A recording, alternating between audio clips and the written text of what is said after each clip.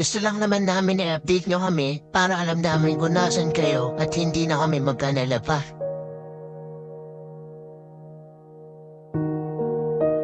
Hindi sa pagiging big deal or kung ano.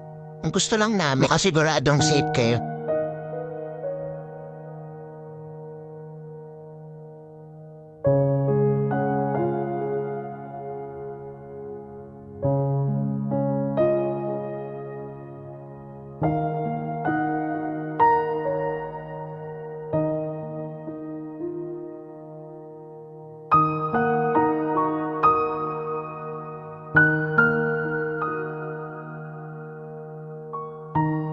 Hindi naman namin kayo pinaghihigpitan.